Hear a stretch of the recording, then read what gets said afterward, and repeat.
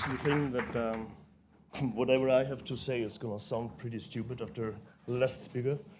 Um, but at the same time, after listening to a speech like that, you feel pretty great and good coming from a country like Iceland.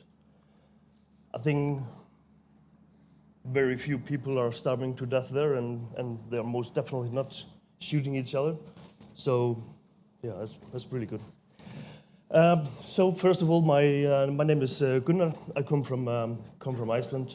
I have a small restaurant there called Dill. We've been open for around 7 years, almost. I first started the restaurant wanting to do some kind of a Nordic kitchen. I actually think I had no idea what I was going into. We wanted to have products from all of the Nordic countries. We quit our jobs and started working on our new restaurant. A couple of days later, the bank crisis actually hit us, and we were actually wondering if we should crawl back and ask for our old jobs.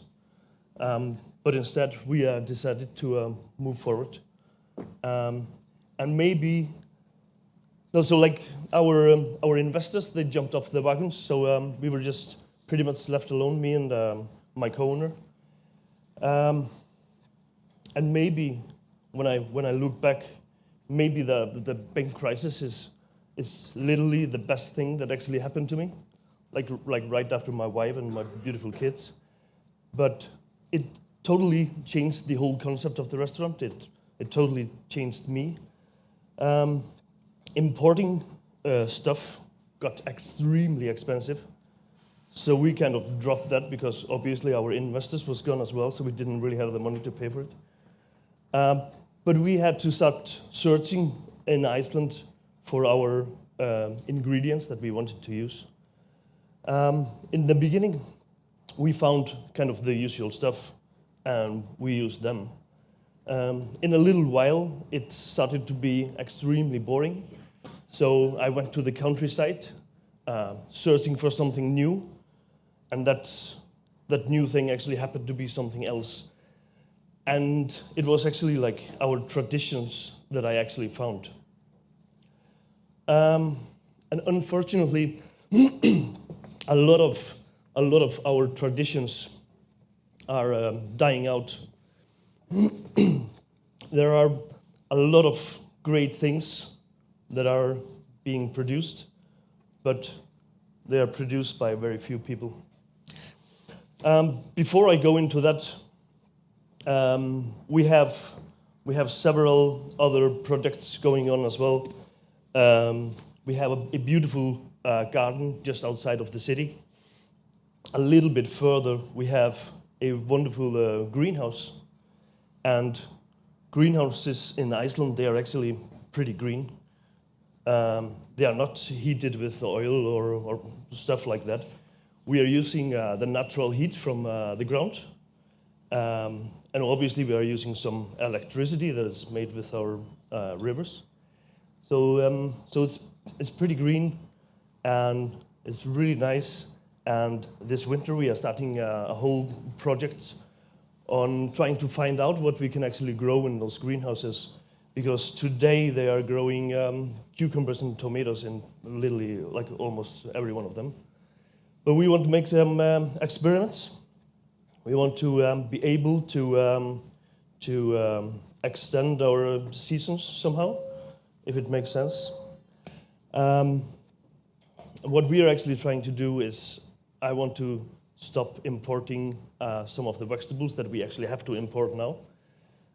Our summer season is simply so short that at a certain time, we just have to start import when it comes to vegetables. But what I'm really hoping is that we can have the greenhouse and we can show those. So I'm doing this project in a cooperation with the gardening school in Iceland. So I'm really hoping that some of the good people that are coming to the school, that they will actually think what I have to say and what we do actually makes a little bit sense, so they actually go and do it. But having said that, I actually wanted to tell you a little bit about a couple of our traditions.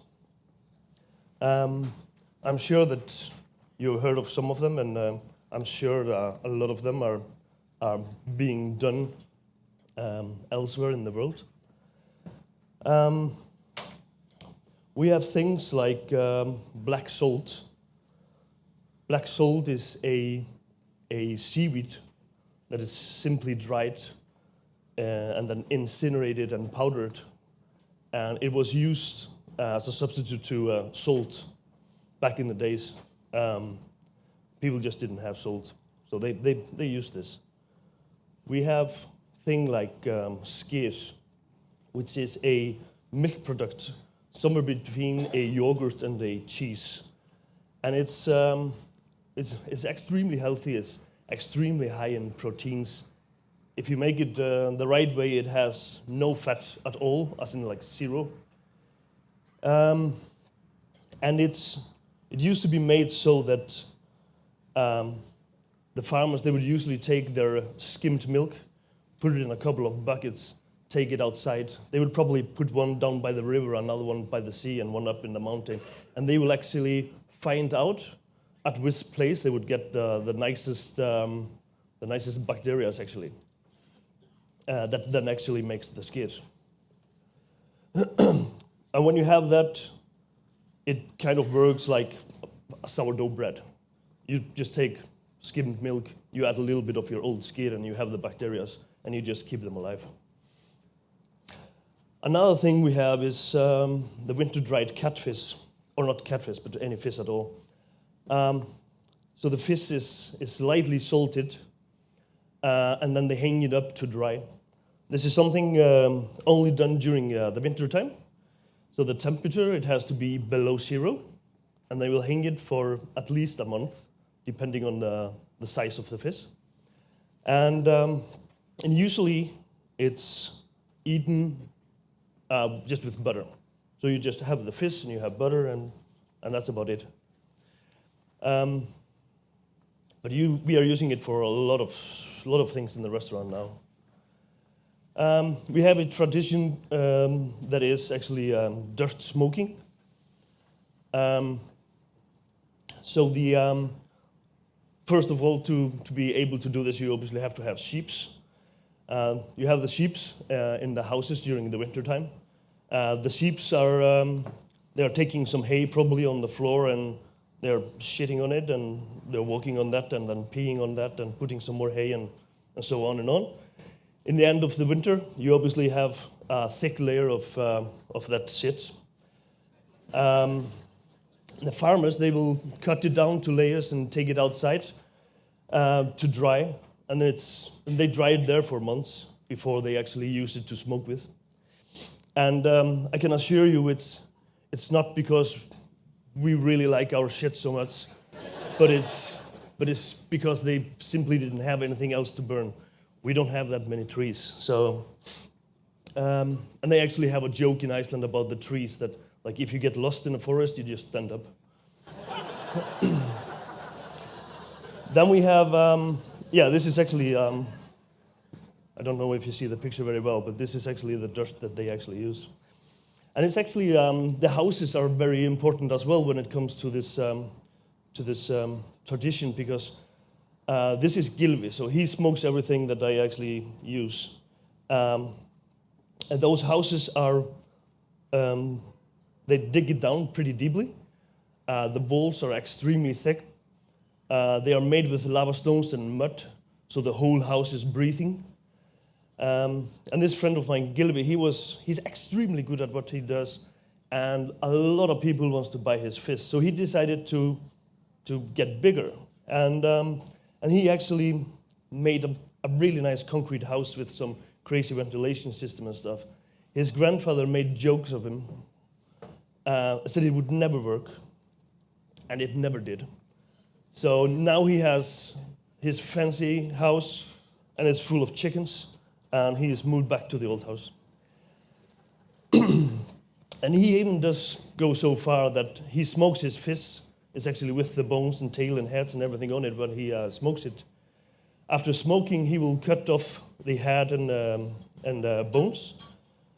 He takes head and bones, put it in a barrel, keeps the barrel until the beginning of the winter, and then he actually feeds it to the sheep. So it's like this really, really nice circle of, yeah. Earlier you saw the salted cod that Elvar is producing. I think he's the 5th generation of saltfish producers in his family. And he is, I think he and one other guy, they are still doing it the traditional way. So they have the fish, and it's salted, it's stacked up and left kind of outside to dry, and it takes, depending on the size of the fish, it takes 6 months to a year. So obviously it's a long and expensive process, and probably the reason why people are not doing it so much. Another tradition would be pickling with whey, and that whey that we use for that pickling is usually the whey coming from the skyr. And because of the bacteria, that whey is very sour. So it's much more soury than whey from cheese, for an example. And back in the days, every house would have a big barrel, and that barrel would be filled up with whey, a little lid on the top, and every leftover you had, they would go down there. And then you would kind of be saving for a rainy day, I guess. And I mean, this was done like in the time of Vikings. But still, it's maybe my generation and maybe my parents that actually kind of stopped doing this. I remember my grandfather, he always had a barrel in his kitchen, and we would be eating pickled blood sausage on our porridge for our breakfast. This was pretty rough. Yeah, but so it's like, obviously, all of those things that I was talking about, they all have something to do with preservation. And that's something that we have stopped doing, more or less. I think Icelandic people in general, they just, you just go to the store and they will have everything you need. You can have freaking strawberries and blueberries and stuff like in December. So you just go there. You don't have to prepare for the winter. And actually, an old man came to the restaurant the other day, and he was quite amazed how many of the tradition we were using and how many preservations we were doing and etc. And he had that theory that, I'm not sure how it is like worldwide, but I know in Iceland we're always having more and more of depression, a lot of depressed people. And his theory was actually that that those people could be saved if they would actually start preparing for the winter. He was pretty sure that back in the days, people were not as depressed, at least. So he was pretty sure that if we would start preparing more for the winter, and when the winter actually comes, we just like, yeah. But now it's more or less the first snowy day is like, it started snowing, and people in Iceland are just like, whoa. It's like they didn't expect the winter to come. But and then they just like, what next? It's like, it's probably going to be really cold and it's going to be dark, and then they get depressed. So, but those traditions, they are now changing. So the black salt has been substituted with imported salt. Skyr is produced with some bacteria that you buy in some store, and they're usually filled with artificial flavors and sugar. Our winter-dried fish is disappearing because it's much easier, quicker to take the fish and just throw it into ovens, which are blowing wind all the time, and it's even warm wind, so it dries like this, which is obviously not the same. The Dutch smoking technique is dying out. There's literally more or less only like a couple of farmers that are still doing it the right way. The salted fish has been replaced with more or less fish that is injected with salt and water, obviously.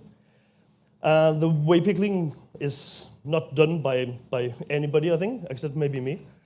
And so those traditions are dying and being substituted with other products that are kind of similar, but obviously not the same.